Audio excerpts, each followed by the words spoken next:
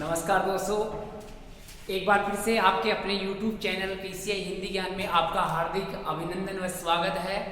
दोस्तों, आपके सामने हम यहाँ पर हिंदी को बहुत ही सरल भाषा में पढ़ रहे हैं, जो हिंदी के व्याकरण की जानकारी ले रहे हैं, जिसके अंतर्गत हम जीरो से यहाँ पर पढ़ रहे हैं। वर्ण विचार से हमने शुरुआत की थी, वर्ण विचार को हमने यहाँ पर पढ़ा है मित्रों। वर्ण विचार हम पढ़ चुके हैं। ये दो प्रकार के होते हैं, एक तो होते हैं दोस्तों यहाँ पर स्वर और दूसरे होते हैं यहाँ पर मित्रों व्यंजन, और इनको हम डिटेल से पढ़ चुके हैं। स्वरों की संख्या होती है 11 और व्यंजनों की संख्या मूलतः होती है दोस्तों 33।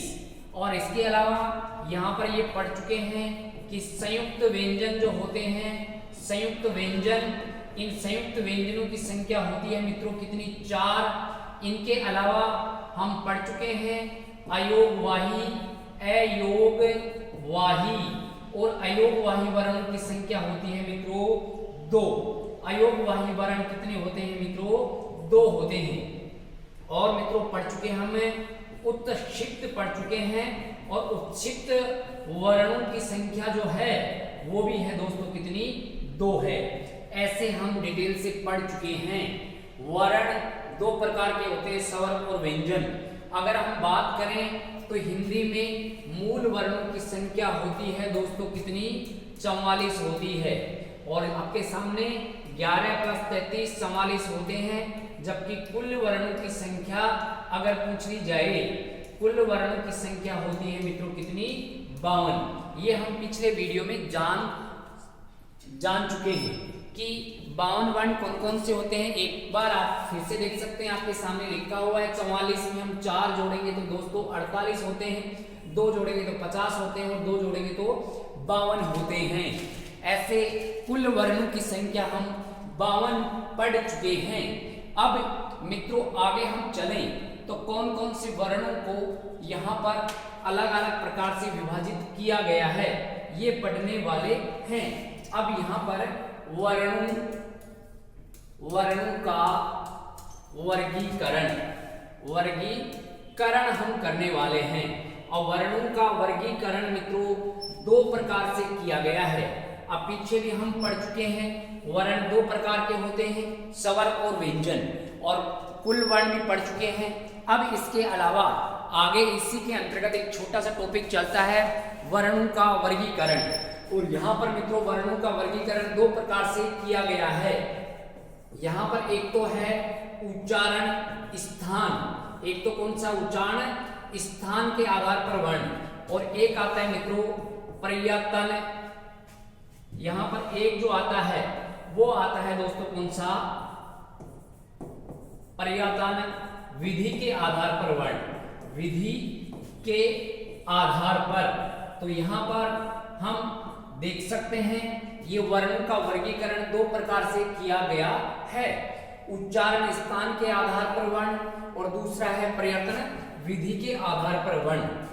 अब मित्रों ये उच्चारण स्थान वाला टॉपिक भी हम अलग से पढ़ने वाले हैं। प्रयत्न विधि के आधार पर वर्ण 3 प्रकार के माने जाते हैं। यहाँ पर मित्रों एक तो आता है जिसको कंपन के आधार पर कहते हैं, कंपन के आधार पर। दूसरा जो आता है इसमें आता है श्वास वायु के आधार पर, वायु के आधार पर। और तीसरा होता है मित्रों उच्चारण, उच्चारण के आधार पर वर्ण। अब मित्रों यहाँ पर देख सकते हैं उच्चारण का 2 बार नाम आ चुका है। यहाँ पर केवल हम वर्ण जो भी पढ़े हैं स्वर और व्यंजन, उनका हम पढ़ेंगे उच्चारण स्थान।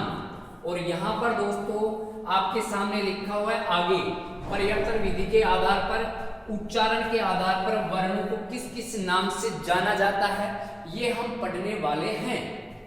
अब कंपन के आधार पर चल रहे हैं, श्वास वायु के आधार पर, उच्चारण के आधार पर ये कौन कौन से वर्ण होते हैं, और उच्चारण स्थान के आधार पर वर्ण कौन कौन से होते हैं, हम ये पढ़ने वाले हैं। अब दोस्तों हम चलते हैं यहाँ पर, ये इसके 2 जो विभाजन किए हैं उसमें चलते हैं। पहले उच्चारण स्थान के आधार पर वर्ण, उच्चारण स्थान के आधार पर वर्ण कौन कौन से हो सकते हैं और इस आधार पर वर्णों को कितने प्रकार से विभाजित किया गया है। उच्चारण स्थान के आधार पर वर्णों में हम चलें तो मूल उच्चारण स्थान इसमें बात करें तो मूल स्थान इसके अंतर्गत 8 आते हैं और कुल प्रारूप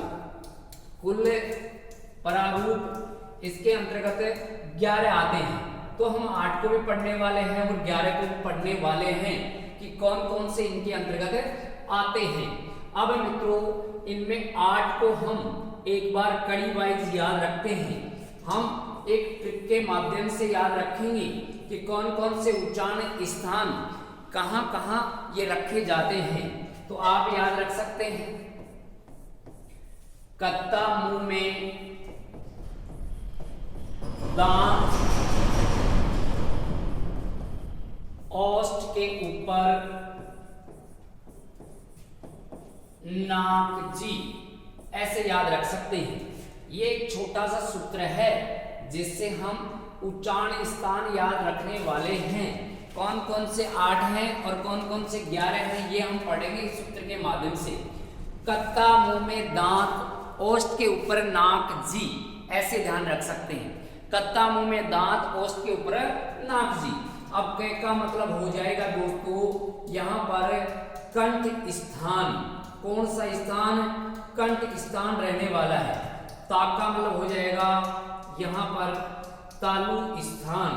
दूसरा नंबर वाला कौन सा हो गया दोस्तों? तालु स्थान। मुख का अर्थ हो जाएगा यहाँ पर मित्रों मूर्धा स्थान। कौन सा स्थान दोस्तों? मूर्धा स्थान। फिर 4 नंबर पर चलते हैं तो यहाँ पर हो जाएगा दंत स्थान। कौन सा स्थान मित्रों? दंत स्थान। देखिए क्रम से हो गए कितने? ये हो गए हैं 4। फिर आगे चलते हैं 5 नंबर पर चलता है यहाँ पर ओष्ठ स्थान। कौन सा स्थान दोस्तों? ओष्ठ स्थान रहने वाला है। और आगे लिखा हुआ है यहाँ पर ना।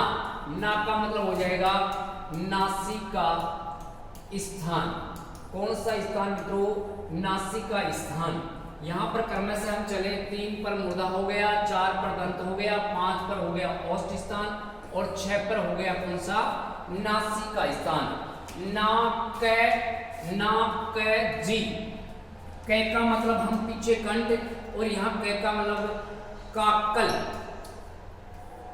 ग्रहण कर सकते हैं। और जी का मतलब कर सकते हैं यहाँ पर दोस्तों जीवा मूल। ऐसे हम देखें तो आपको बताया पीछे कि यहाँ पर ये हो गया दोस्तों 7 नंबर पर और ये हो गया 8 नंबर पर। अपने मूल उच्चारण स्थानों की संख्या कितनी मानी जाती है? 8। और ये 8 कत्ता मुंह में दांत, ओष्ठ के ऊपर नाक, जी, इस सूत्र के माध्यम से हम इनको याद रख सकते हैं। आपके सामने लिखा हुआ है और ये सूत्र आपको 8 उच्चारण स्थान बताने वाला है। ऐसे हम 8 उच्चारण स्थानों को याद रख सकते हैं। कत्ता मुंह में दांत, ओष्ठ के ऊपर नाक, जी। कै का मतलब कंठ है, ता का मतलब तालु है, मुख का मतलब मूर्धा है, दांत का मतलब दंत है और वैसे भी दांत के ऊपर ओष्ठ, जी है। दांत के ऊपर कत्ता मुंह में दांत, ओष्ठ के ऊपर नाक, जी। तो ओष्ठ स्थान हो गया, नाक का मतलब नासिका स्थान हो गया, कै का मतलब यहाँ पर हम काकल ग्रहण कर सकते हैं और जी का मतलब यहाँ पर हम जीवा मूल ग्रहण कर सकते हैं। ऐसे अपने मुख में मूलतः 8 उच्चारण स्थान रहने वाले हैं। अब दोस्तों इनको पढ़ते हैं हम कड़ी वाइज। एक बार फिर से देख लो, आपके सामने लिखा हुआ है। आप इसका स्क्रीनशॉट लेना चाहें या वहां आप इमेज बनाना चाहें तो देख सकते हैं। कत्ता मुंह में दांत, ओष्ठ के ऊपर नाक, जी। कै का मतलब कंठ, ता का मतलब तालु, मुख का मतलब मूर्धा, दांत का मतलब दंत, ओष्ठ का मतलब ओष्ठ स्थान, नाक का मतलब नासिका स्थान, कै का मतलब काकल स्थान और जी का मतलब जीवा स्थान। आप रखिए इन 8 उच्चारण स्थानों को याद। फिर 3 कौन से रहने वाले हैं? यहाँ पर लिखा है कुल प्रारूप कितने होते हैं? 11। ये भी हम आगे पढ़ेंगे ये 8 कंप्लीट करने के बाद में ये 3 भी हम पढ़ने वाले हैं कि ये कौन कौन से हैं। तो यहाँ पर एक बार फिर से यहाँ पर हमने पढ़ा कत्ता, मुंह में दांत, ओष्ठ के ऊपर नाक, जी, ऐसे हमने पढ़ा है। मित्रों इस सूत्र के माध्यम से देख लो, 1 नंबर पर चलेंगे तो यहाँ पर कंठ स्थान हो जाएगा। कौन सा स्थान हो जाएगा? कंठ स्थान। और देखो संस्कृत वाले सूत्र आपको याद है तो अच्छी बात है, संस्कृत वाले अगर सूत्र याद नहीं है तो और भी अच्छी बात है, क्योंकि हम हिंदी में सूत्र बताने वाले हैं और वो आपको आजीवन याद रहने वाले हैं। कैसे याद रखेंगे? इसको याद रखेंगे, कंठ कहे ए आ विसर्ग। कंठ कह रहा है कि ए आ विसर्ग, ये सूत्र भी हो गया और इसमें उच्चारण स्थान भी हो गया है। कंठ का मतलब तो हो गया है दोस्तों क्या? कंठ स्थान हो गया है। और यहाँ पर कै का मतलब हो गया मित्रों कै वर्ग, और पीछे आपको कै वर्ग पढ़ाया जा चुका है। यहाँ पर का, खा, गा, घा और ये ण, ऐसे ये 5 वर्ण जिनका उच्चारण स्थान क्या माना जाता है? कंठ माना जाता है। आगे लिखा है मित्रों है, तो है का उच्चारण स्थान भी कंठ होता है। आगे मित्रों लिखा है ए स्वर लिखा है और आगे लिखा है आ स्वर, और एक लिखा हुआ है विसर्ग लिखा हुआ है। ऐसे हम बात करें तो ये आपके सामने लिखे हुए हैं, इनका उच्चारण स्थान कंठ माना जाता है। देखिए आपके सामने लिखा है कंठ कहे ए आ विसर्ग। कंठ कह रहा है कि ए आ जा रे विसर्ग, ऐसे हम इसको ध्यान रख सकते हैं। तो दोस्तों ये हो गया अपना कंठ स्थान से होने वाला वर्णन। कत्ता, मुंह में दांत, ओष्ठ के ऊपर नाक। कत्ता, ता का मतलब हो जाएगा तालु स्थान। अब ये तालु स्थान हो गया, और तालु स्थान में कौन कौन से वर्ण आते हैं जिनमें स्वर भी आ जाएंगे और व्यंजन भी आने वाले हैं। कौन कौन से रहने वाले हैं ये हम रख सकते हैं फिर से ट्रिक के साथ में याद। और इसको याद रखेंगे कैसे? देखिए बहुत अच्छा सूत्र है, याद रखेंगे इच यस तालु, ऐसे याद रख सकते हैं। इच यस तालु, इच यस तालु याद रखेंगे। इच, अब देखो इमेज भी बनाओ याद रखने के लिए। इच का मतलब इच की आ रही है। क्या आ रही है दोस्तों? इच की आ रही है। क्यों आ रही है? क्योंकि यस बोलते समय इच की आ रही है। कहाँ आ रही है? तालु में आ रही है। तालु में आ रही है तो कौन सा स्थान रहने वाला है? तालु स्थान रहने वाला है, सीधी सी बात है। फिर आगे चलेंगे, ई आ रहा है तो यहाँ पर मित्रों दोनों के दोनों ई स्वर रहने वाले हैं। दोनों के दोनों ई स्वरों का उच्चारण स्थान क्या माना जाता है मित्रों? तालु माना जाता है। आगे लिखा हुआ ये, तो यहाँ पर ये हो गया और एक हो गया कौन सा? से हो गया। ये दोनों के दोनों वर्ण भी तालु से ही बोले जाते हैं, लेकिन इच यहाँ पर च आ गया, तो यहाँ पर मित्रों हम कर सकते हैं आगे च वर्ग। कौन सा वर्ग? च वर्ग। और च वर्ग में हम पीछे पढ़ चुके हैं, च है, छ है, ज है, झ और य, ऐसे ये वर्ण हैं, इनका उच्चारण स्थान होता है क्या? तालु। आपके सामने लिखे हुए हैं वर्ण, और इन वर्णों का उच्चारण स्थान रहने वाला है दोस्तों तालु। इच यस तालु याद रखेंगे। और ये उच्चारण स्थान वाले कई जगह संधि में भी काम आते हैं, कई जगह वैसे भी हम इनको उच्चारण में याद रख सकते हैं। जैसे हम पढ़ते हैं सीधा सा सा सा सा सा सा, उच्चारण पढ़ा कभी किस से का उच्चारण कैसे होगा? इस से का उच्चारण कैसे होगा? देखिए हम जैसे बोलेंगे बोलेंगे च, और च बोलने पर जीवा जहां जा रही है वही लेकर जाना होगा जब इसको बोलेंगे। चा चा बोलकर बोलो शा, चा श, ऐसे इसका उच्चारण होता है। और मित्रों ये होते हैं सारे के सारे तालु। और तालु स्थान कौन सा है? ऐसे कई बार प्रश्न आ जाता है कि जहां इन वर्णों को बोलने पर जीवा जा रही है उसी को हम तालु स्थान कहेंगे। जैसे चा, छ, ज, झ, तो जहां जीवा जा रही है उसी को कौन सा स्थान कहेंगे? तालु स्थान कहने वाले हैं। तो ये हो गए। देखिए च। फिर बोलिए ई, ई, तो ये जीवा वहीं जा रही है जहां तालु है, तो ये हो गए य, श, च, छ, ज, झ, य। तो ये सारे के सारे तालु स्थान से बुनने वाले हो गए हैं। फिर कत्ता मु, मु का मतलब हो गया मित्रों मूर्धा स्थान। कौन सा स्थान हो गया? मूर्धा स्थान हो गया। और मूर्धा स्थान से बुनने वाले वर्ण कौन कौन से हैं और अपने मुख में मूर्धा स्थान है कहां, वो भी हम जानेंगे इस वीडियो के माध्यम से। लाजवाब वीडियो रहने वाला है, आजीवन याद रहने वाला है। याद रखें, यहाँ पर ट्रिक याद तो करना ही पड़ेगा। देखिए हम ट्रिक याद रखेंगे क्या? रिट रस मूर्धा, रिट रस मूर्धा। अब इसको याद कैसे करें सर? याद कर लो, इमेज बना लो। रिट रस मूर्धा, रिट मतलब रीट की एग्जाम है ये। रीट की एग्जाम में लोगों का क्या निकाल दिया? रस निकाल दिया। लोग कैसे हो गए? मुर्दे से हो गए। ऐसे हम ध्यान रख सकते हैं। ये तो हो गया मूर्धा स्थान। रीट की एग्जाम में लोगों का निकाल दिया रस, लोग हो गए मुर्दे से, ये इमेज बन गई। अब रीट तो सवर है दोस्तों, रीट तो क्या हो गया? सवर हो गया। फिर आएगा टे, तो टे आ जाएगा वर्ग, और टे वर्ग के अंतर्गत हम पढ़ चुके हैं कि यहाँ पर टा, था, डा, ढा, अणा, ये हो गए सारे के सारे टे वर्ग वाले वर्ण। और यहाँ पर आ जाएगा र, और ये हो गया श। अब इस श का उच्चारण कैसे करेंगे? ये आपके सामने पड़ा हुआ है। बोलिए ट, जहां जीवा जा रही है ट, वहीं लेके जाना होगा इस श को बोलने के लिए। ट, श, और उसी को कहते हैं मुर्दा। जहां पर टे वर्ग को बोलेंगे और जीवा जहां जा रही है उसी को मुर्दा स्थान कहेंगे। उसी को क्या कहेंगे? मुर्दा स्थान। और इस श को बोलने के लिए हम मुर्दा स्थान तक जीवा को लेकर जाएंगे। इसी वजह से इसको मूर्धन्य श कहते हैं। कौन सा श कहते हैं दोस्तों? मूर्धन्य श। बोलकर देख लो। बोलिए री, ट, ठ, ड, ढ, ण, र, श। तो ये इनका उच्चारण स्थान हो गया मूर्धा, और इसी को दोस्तों कहते हैं मूर्धा। यहां पर कत्ता मुंह में दांत, तो आगे आ जाएगा दंत स्थान। कौन सा स्थान दोस्तों? दंत स्थान। अब दंत स्थान सब जानते हैं, मुंह में हम प्रवेश करते हैं होठों के बाद तो दंती आते हैं, और दंत से जुड़े हुए हैं मसूड़े। अब यहाँ पर देखिए इसको कैसे याद रखने वाले हैं।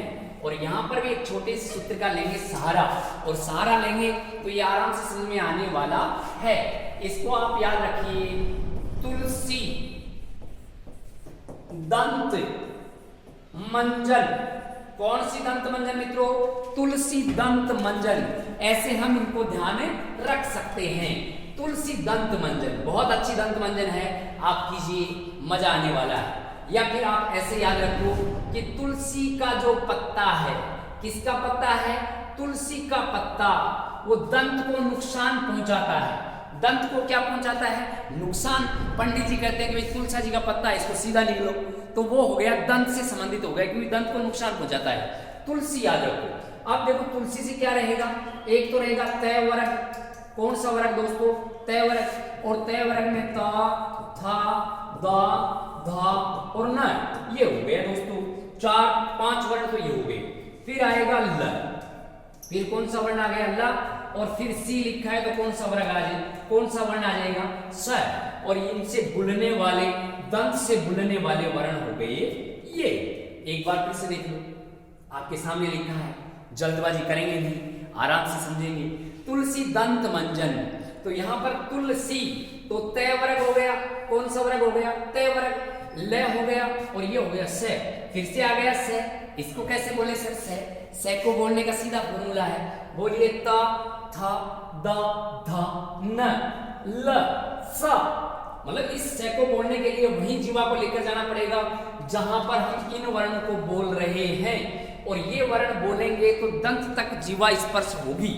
इसी वजह से इनको दंते वर्ण कहते हैं। कौन से वर्ण कहते हैं मित्रों? दंते वर्ण। देखो बोलो ता, जीवा आ गई बाहर, देखो जीभ तक, ता, था, दा, धा, ता, था, दा, धा, न, और ल, सा। इस स को बोलेंगे ऐसे। तो ये हो गए दोस्तों दंत स्थान वाले वर्ण। आगे हमने पढ़ा कत्ता मुंह में दांत, ओष्ठ के ऊपर नाम। तो यहां पर पढ़ने वाले हैं ओष्ठ स्थान। कौन सा स्थान दोस्तों? ओष्ठ स्थान।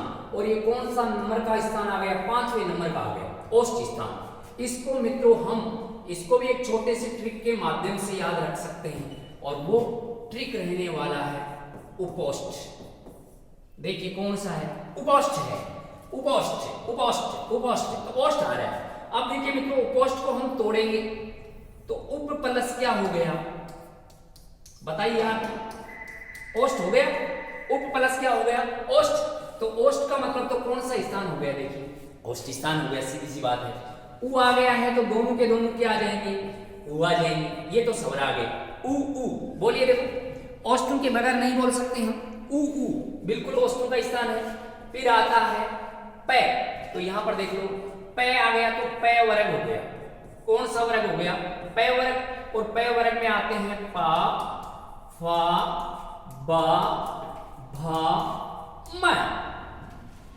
अगर हम नीचे के होठ को काट देंगे तो इस वर्ग में बोलने में परेशानी होगी। ऐसे प्रश्न भी पूछा हुआ है। होठ को काट देंगे तो ये होठ से संबंधित हो गए। हम ध्यान रख सकते हैं उ उ उ उ, देखो ओष्ठों से ही बोल रहे हैं। फिर बोलते हैं पा, फ, ब, भ, म। ये हो गए ओष्ठ स्थान से बोलने वाले वर्ण। मित्रों बताइए अब तक कितने उच्चारण स्थान पढ़ चुके हम? आपके सामने लिखा है 5। और आप इसको सीधा भी याद रख सकते हैं व्यंजनों को, जैसे हमने याद किया था कच्ची, टी, तपा, लो। ये पढ़ा था अभी। कितने वर्ग हो गए? 5। और कत्ता, मुंह में दांत, ओष्ठ, ओष्ठ के ऊपर नाम। अब देखिए कै वर्ग कंठ से, च वर्ग तालु से, ट वर्ग मूर्धा से, त वर्ग दंत से, प वर्ग ओष्ठ से। कितने वर्ग? 5 वर्ग। कर में से कितने उच्चारण स्थान? 5। ऐसे भी इनको ध्यान में रख सकते हैं। बहुत फॉर्मूले हैं याद रखने वाले। हम कैसे भी मेहनत करेंगे तो अपने आप फॉर्मूले बनते जाते हैं। मेहनत कीजिए, आप फल की इच्छा मत कीजिए। मेहनत जितनी अच्छी होगी फल भी उतना ही अच्छा रहने वाला है। ये दोस्तों 5वां उच्चारण स्थान हो गया। 6ठे उच्चारण स्थान पर चलते हैं। कत्ता मुंह में दांत, ओष्ठ के ऊपर नाक जी, नाक जी। तो यहां पर हो जाएगा दोस्तों, यहां पर नासिका, नासिका स्थान।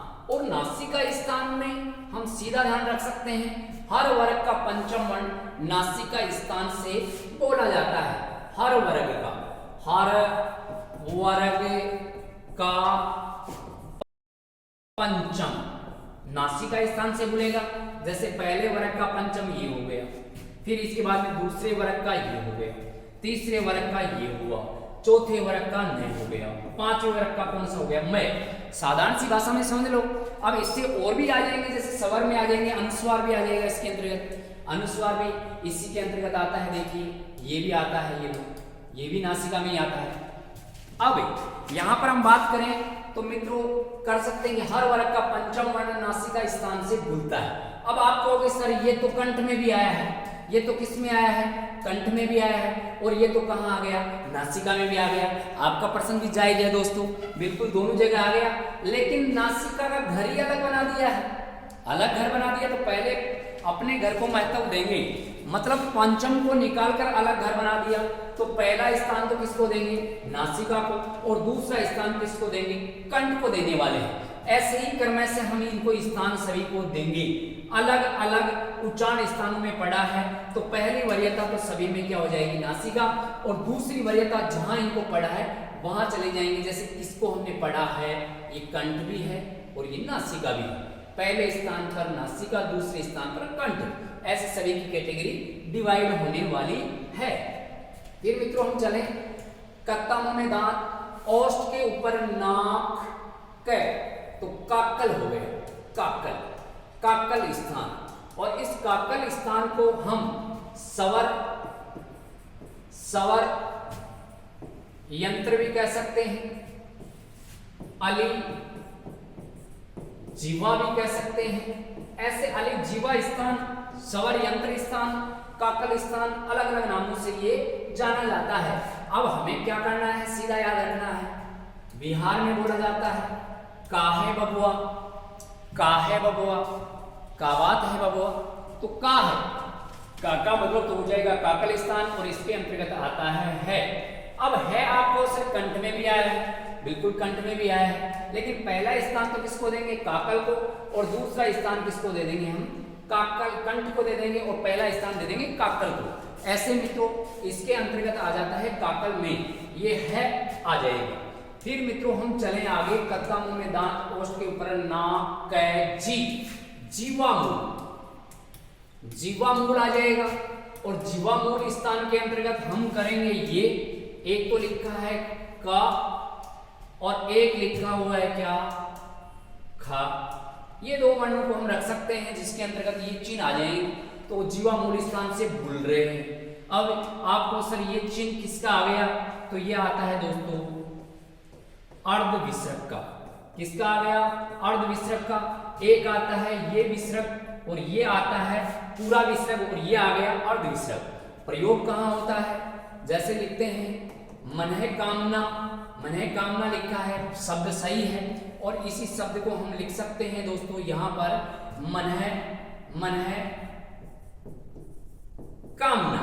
ऐसे हम इनको प्रयोग कर सकते हैं, और ऐसे हम इनका क्या कर सकते हैं दोस्तों, प्रयोग कर सकते हैं। जैसे ये लिख दिया तो ये कै आ गया, ये लिख दिया तो ये खे आ गया। ऐसे इन चिन्हों का प्रयोग कर सकते हैं। और यहां पर देखो ये कैसे पहले इस चिन्ह का प्रयोग हुआ है, कैसे पहले विराम चिन्ह का प्रयोग हुआ है, विराम की जगह हमने अर्ध विराम का प्रयोग कर दिया है, तो ये हो गया जीवामूल स्थान। ऐसे ही कत्ता मुंह में दांत, ओष्ठ के ऊपर नाक, जी, 8 तो हो गए दोस्तों ये। फिर कुल कितने प्रारूप, 11।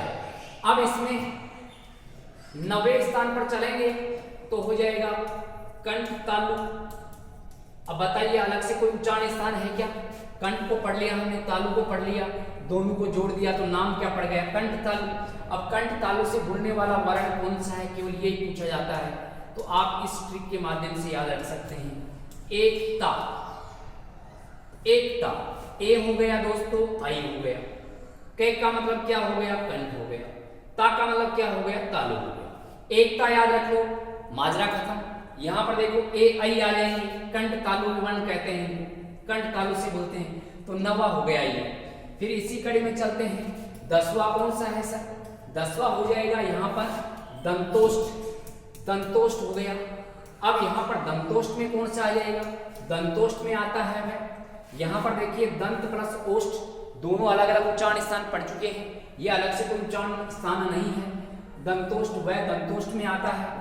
11वां क्या है सर, तो यहाँ पर कंठोष्ठ आ जाएगा।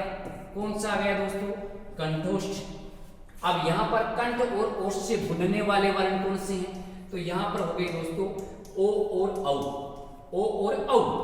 ओ की मात्रा यहाँ लिखी है, इसी को पहचान लो आप, कंठोष्ठ है। तो ऐसे मित्रों उच्चारण स्थान अपने मुख में ये मूलतः तो 8 ही होते हैं, लेकिन 11 उच्चारण स्थान हमें पढ़ने को मिलते हैं, और 11 उच्चारण स्थानों से प्रश्न बनते हैं।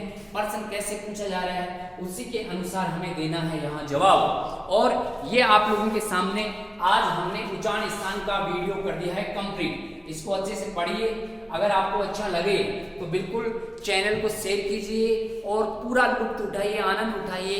बिना किसी चार्ज के निःशुल्क क्लासें हैं जो आप इनका भरपूर आनंद ले सकते हैं, और गरीब बच्चों के लिए ये वरदान साबित हो सकता है जो घर बैठे आराम से इनको देख सकते हैं। उच्चारण स्थान पढ़ा 11, देखिए कंठोष्ठ ओ औ आ गया, दंतोष्ठ में व आ गया, दंतोष्ठ में कौन सा आ गया, व आ गया है। इसी के बाद में हम देखें तो जीवामूल में अगर ये चिन्ह आ जाए तो ये जीवामूलक वर्ण कहलाते हैं, और इनको हम इस चिन्ह को कहते हैं क्या, अर्धविसर्ग चिन्ह कहते हैं। ऐसे हम चले आगे, काकल स्वर यंत्र या अलिजीवा इसके अंतर्गत रहने वाला है कंठ में भी आता है, लेकिन दूसरे स्थान पर कंठ और पहले स्थान पर काकल, ये हम पढ़ चुके हैं। फिर नासिका स्थान में हर वर्ग का पंचम वर्ण, ये पंचम वर्ण लिखे हुए हैं, 5 वर्ग के पंचम वर्ण। ऐसे हम देखें तो ये नासिका में भी आ गए। इस बात की बात करें तो कंठ में भी आ गया, नासिका में पहला स्थान नासिका को, दूसरा किसको, कंठ को देने वाले हैं। ऐसे मित्रों इसकी बात कर लेते हैं, ये नासिका आ गया पहला स्थान। फिर इसको दूसरे स्थान में कहाँ रखेंगे, तो ओष्ठ में रख सकते हैं, ओष्ठ में। तो ये इनका निर्धारण हम कर देंगे वैसे। अब मित्रों हम आगे चलें तो यहाँ पर 5वां लिखा है ओष्ठ स्थान। ओष्ठ स्थान के लिए उपोष्ठ याद रख सकते हैं। उपोष्ठ, उप प्लस ओष्ठ दोनों उ हो गए, पैवर्ग हो गया, ओष्ठ स्थान से बोलता है। और ये आपको पीछे समझाया है अच्छे से। दंतोष्ठ में दंत स्थान में तुलसी दंत मंजन याद रख सकते हैं। तैवर्ग हो गया, लय और से हो गया, इनको हम दंत स्थान से बोलते हैं, इनको दंते वर्ण कहा जाता है। मूर्धा स्थान से बोलने वाले रिट रस मूर्धा, रिट के एग्जाम में लोगों का रस निकाल दिया, मूर्धा से हो गए। री सवर टे वर्ग रे और से मूर्धा स्थान से बोलते हैं, मूर्धन्य वर्ण कहलाते हैं। तालु स्थान इच यस तालु रखेंगे, तालु में इच की आ रही है यस बोलते समय, ई या सा च वर्ग आ गया, पूरा का पूरा तालु स्थान हो गया। ऐसे ही मित्रों हम चले आगे तो यहाँ पर कंठ स्थान में कंठ कहे ए आविश्रक, कंठ कहे ए आविश्रक, कंठ स्थान हो गया, क वर्ग हो गया, है वर्ण हो गया, ए आ ये स्वर हो गए और विसर्ग हो गया, जिसमें अयोग वाही को अंतर्गत रख सकते हैं। ऐसे मित्रों हमने आज उच्चारण स्थान का ये वीडियो आप लोगों के लिए अपलोड किया है। कैसा आपको लगा ये आप लोग कमेंट में जरूर कमेंट करके जरूर बताएंगे सर आपने यहाँ पर गलती की है, यहाँ पर ये कमी है। मित्रों जरूर कमेंट कीजिए, अच्छा लगे तो भी कीजिए सर अच्छा लगा। ठीक है, धन्यवाद, जय हिंद जय भारत।